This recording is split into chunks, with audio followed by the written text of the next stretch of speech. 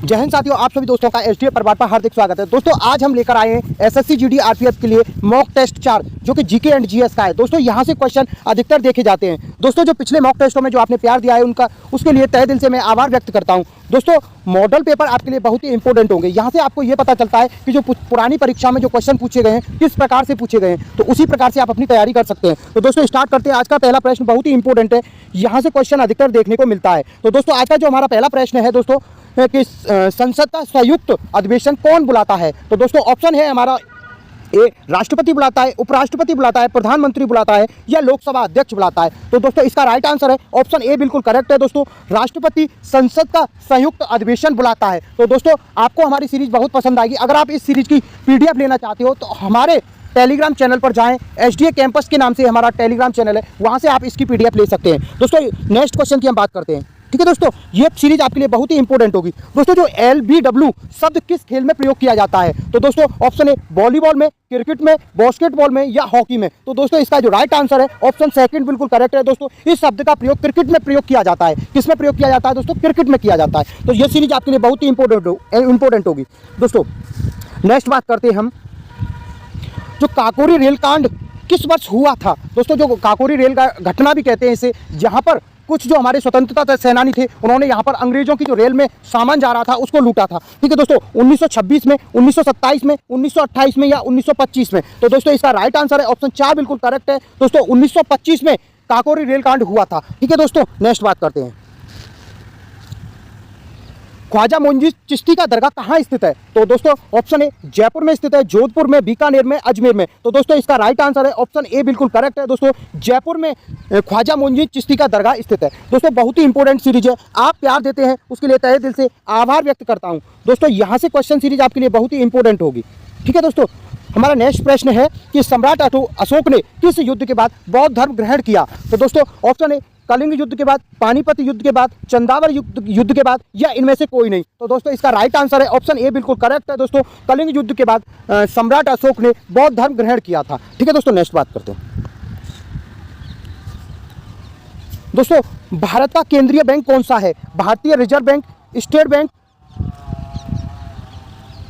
Punjab national bank या इनमें से कोई नहीं। तो दोस्तों इसका जो राइट आंसर है वो है हमारा ऑप्शन ए बिल्कुल करेक्ट है दोस्तों। भारतीय रिजर्व बैंक, इसको हम RBI कहते हैं। तो दोस्तों इसका राइट आंसर ऑप्शन ए बिल्कुल करेक्ट है। ठीक है दोस्तों नेक्स्ट हम बात करते हैं। क्वेश्चन सीरीज आपके लिए बहुत ही इंपॉर्टेंट है। सालारगंज म्यूजियम कहाँ स्थित है। तो दोस्तों ऑप्शन ए जयपुर में, कोलकाता में, महाराष्ट्र में या हैदराबाद में। तो दोस्तों इसका राइट आंसर ऑप्शन 4 बिल्कुल सही है, हैदराबाद में यह म्यूजियम स्थित है। ठीक है दोस्तों नेक्स्ट बात करते हैं।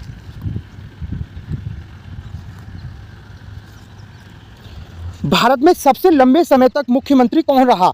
ठीक है दोस्तों, ये हमारा प्रश्न है, बहुत ही इंपॉर्टेंट प्रश्न है, कई बार पूछा भी गया है। तो दोस्तों मुलायम सिंह यादव जो कि उत्तर प्रदेश के मुख्यमंत्री रहे थे, अशोक गहलोत जो कि राजस्थान के मुख्यमंत्री रहे थे, कर्पूरी ठाकुर जो कि बिहार के मुख्यमंत्री रहे थे या ज्योति बसु जो कि पश्चिम बंगाल के मुख्यमंत्री रहे थे। तो दोस्तों इसका राइट आंसर ऑप्शन 4 बिल्कुल सही है, ज्योति बसु जो कि सबसे अधिक समय तक एक राज्य के मुख्यमंत्री रहे थे। ठीक है दोस्तों नेक्स्ट हम बात करते हैं। 1971 से पहले भारत पाकिस्तान युद्ध किस वर्ष हुआ था। तो दोस्तों जो 1971 में एक तो युद्ध हुआ था पाकिस्तान से, उससे पहले जो युद्ध हुआ था वो किस वर्ष हुआ था। तो 1970 में हुआ था, 1965 में हुआ था, 1963 में हुआ था, 1962 में हुआ था। तो दोस्तों इसका राइट आंसर ऑप्शन सेकंड बिल्कुल सही है, 1965 में। 71 से पहले पाकिस्तान से 1965 में युद्ध हुआ था। ठीक है दोस्तों नेक्स्ट बात करते हैं। यह सीरीज आपके लिए बहुत ही इंपॉर्टेंट होगी, यहाँ से क्वेश्चन अधिकतर देखने को मिलता है। और दोस्तों ये क्वेश्चन तो कई बार परीक्षा में पूछा गया है कि रक्त का थक्का बनने में कौन सी अवयव मदद करता है। तो दोस्तों जो कौन सी विटामिन है जो कि रक्त का थक्का बनाती है। तो option A vitamin A, vitamin D, vitamin के या फोलिक अम्ल। तो दोस्तों इसका राइट आंसर है ऑप्शन 3 बिल्कुल सही है दोस्तों। अगर विटामिन के कारण रक्त का थक्का बनता है। ठीक है दोस्तों नेक्स्ट हम बात करते हैं।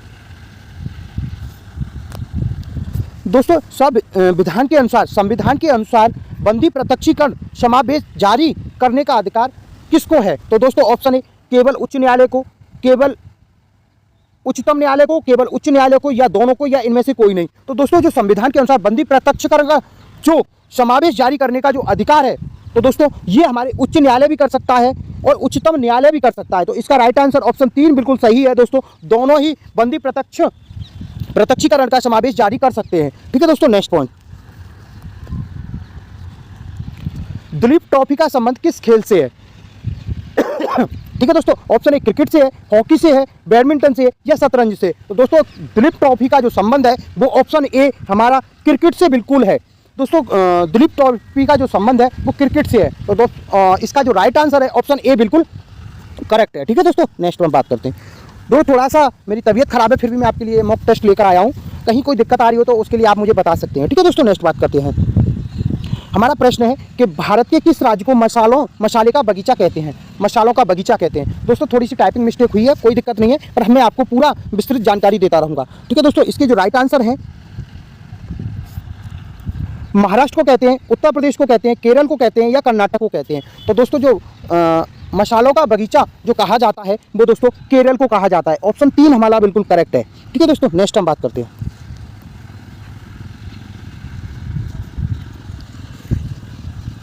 गीता रहस्य पुस्तक किसने लिखी है? भगत सिंह ने, सुभाष चंद्र बोस ने, महात्मा गांधी ने या बाल गंगाधर तिलक ने? तो दोस्तों इसका जो राइट आंसर है ऑप्शन 4 बिल्कुल करेक्ट है। दोस्तों जो गीता रहस्य पुस्तक है वो बाल गंगाधर तिलक ने लिखी थी। यहाँ पे दोस्तों मैं बाल गंगाधर तिलक के बारे में बता देता हूँ। इन्होंने दोस्तों सबसे पहले भारतीय संविधान की मांग की थी अनौपचारिक रूप से। ठीक है दोस्तों, नेक्स्ट हम बात करते हैं। राज्यसभा में कितने सदस्य का चुनाव हर 2 वर्ष बाद होता है?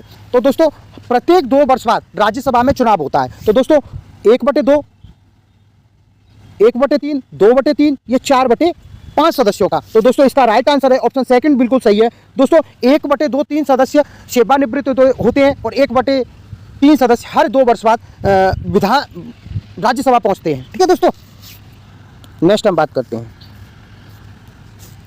अमेरिका के राष्ट्रपति का कार्यकाल कितने वर्ष के लिए होता है? जैसे हमारे यहाँ सामान्य रूप से जो राष्ट्रपति का जो कार्यकाल होता है सामान्य रूप से दोस्तों, तो वह दोस्तों 5 वर्ष के लिए होता है। पर लेकिन अमेरिका में राष्ट्रपति का चुनाव की प्रक्रिया कुछ अलग है। ठीक है दोस्तों, कितने वर्ष की? 4 वर्ष के लिए, 6 वर्ष के लिए, 5 वर्ष के लिए या 3 वर्ष के लिए? तो दोस्तों जो अमेरिका में राष्ट्रपति का जो चुनाव होता है वो 4 साल के लिए होता है। ठीक है दोस्तों, इसका राइट आंसर ऑप्शन ए बिल्कुल करेक्ट है। ठीक है दोस्तों, नेक्स्ट हम बात करते हैं।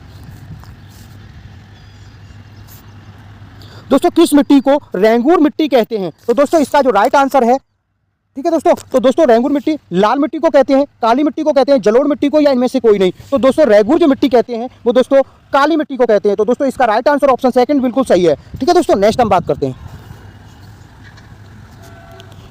लाल मिट्टी का रंग लाल क्यों होता है? किसके कारण होता है? दोस्तों कार्बन डाइऑक्साइड, लो ऑक्साइड या कार्बन मोनोऑक्साइड या इनमें से कोई नहीं? तो दोस्तों इसका सेकंड आंसर बिल्कुल सही है। दोस्तों लो ऑक्साइड के कारण जो लाल मिट्टी का रंग लाल होता है। ठीक है दोस्तों, यह सीरीज आपके लिए बहुत ही इंपॉर्टेंट है। यहाँ से क्वेश्चन दोस्तों अधिकतर देखने को मिलते हैं। तो दोस्तों आप हमारे चैनल से जुड़े रहें और बहुत जल्दी में रेलवे ग्रुप डी के लिए टॉपिक वाइज क्लास चालू करने जा रहा हूँ। तो दोस्तों आप अधिक से अधिक हमारे चैनल से जुड़ जाएं और दोस्तों बिल्कुल कॉन्सेप्ट के साथ में वहाँ पर आपको पढ़ाऊंगा। तो दोस्तों बहुत जल्दी हम रेलवे ग्रुप डी के लिए जीएस का पूरे पार्ट को कवर करेंगे। तो दोस्तों सबसे पहले जो हमारी क्लास रहेगी उसमें हम भारतीय संविधान को बात करेंगे। भारतीय संविधान से जितने भी क्वेश्चन अधिकतर देखने के लिए मिलते हैं रेलवे में उन चीज़ों को हम कवर करेंगे। ठीक है दोस्तों, भारत में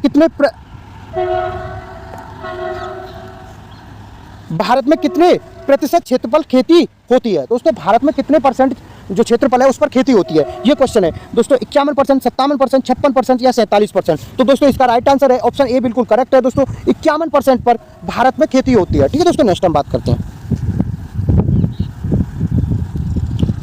भारत का चीनी कटोरा किस प्रदेश को कहते हैं? तो दोस्तों हिमाचल प्रदेश को, उत्तर प्रदेश को, उत्तराखंड को या महाराष्ट्र को? तो दोस्तों जो भारत का चीनी कटोरा कहते हैं हम उत्तर प्रदेश को। सेकंड हमारा बिल्कुल सही है दोस्तों, उत्तर प्रदेश को हम भारत का चीनी कटोरा कहते हैं। दोस्तों यह सीरीज आपके लिए बहुत ही इंपॉर्टेंट है। यहाँ से क्वेश्चन अधिकतर देखने के लिए मिलते हैं। दोस्तों ये हमारी 25 क्वेश्चनों की सीरीज है। दोस्तों यहाँ से प्रत्येक चीज़ों को हम एक एक कर आपको समझा रहे हैं। तो दोस्तों आप जितने भी दोस्तों इस हमारी क्लास को देख रहे हैं वो अपने दोस्तों को अवश्य शेयर करें और अधिक से अधिक शेयर करें। ठीक है दोस्तों, सन 1932 में स्थापित हरिजन सेवक संघ की स्थापना किसने की थी? डॉक्टर BR अम्बेडकर ने, ज्योतिराव फुले ने, पंडित जवाहरलाल नेहरू ने या महात्मा गांधी ने? दोस्तों यहाँ पर जो इसका राइट आंसर है ऑप्शन 4 बिल्कुल करेक्ट है। महात्मा गांधी ने दोस्तों सन 1932 में, कब दोस्तों? सन 1932 में हरिजन सेवक संघ की स्थापना की थी। तो दोस्तों ऑप्शन 4 बिल्कुल सही है, महात्मा गांधी। दोस्तों भारतीय राष्ट्रीय कांग्रेस के पहले मुस्लिम अध्यक्ष कौन थे? अबुल कलाम आज़ाद, रफ़ी अहमद कदवई, बैरुद्दीन तैयब या इनमें से कोई नहीं। तो दोस्तों इसका राइट आंसर है ऑप्शन 3 बिल्कुल सही है। ठीक है दोस्तों, जो पहले मुस्लिम अध्यक्ष थे कांग्रेस पार्टी के, बैरुद्दीन तैयब। ठीक है दोस्तों, नेक्स्ट बात करते हैं। पानीपत की तीसरी लड़ाई किस वर्ष लड़ी गई? 1764 में, 1765 में, 1763 में या 1761 में? तो दोस्तों जो इसका राइट आंसर है वो 1761 है। ठीक है दोस्तों, ऑप्शन 4 बिल्कुल सही है। ठीक है दोस्तों, 1761 में पानीपत की तृतीय लड़ाई हुई थी, 1764 में बक्सर युद्ध हुआ था। ठीक है दोस्तों, नेक्स्ट बात करते हैं। दोस्तों ये क्वेश्चन कई बार देखा गया है। दोस्तों मैं आपसे एक निवेदन करता हूं, जब भारत स्वतंत्र हुआ था उसके बाद जो मंत्रिमंडल का गठन हुआ था, ठीक है, वहां से क्वेश्चन अधिकतर पूछा जाता है, तो एक बार आप पूरा मंत्रिमंडल पढ़ लें। ठीक है, यहां से क्वेश्चन ये पूछा गया है, अभी हाल फिलहाल में जो आरपीएफ एसआई के पेपर में यह क्वेश्चन पूछा गया था कि स्वतंत्र भारत के पहले गृह मंत्री कौन थे?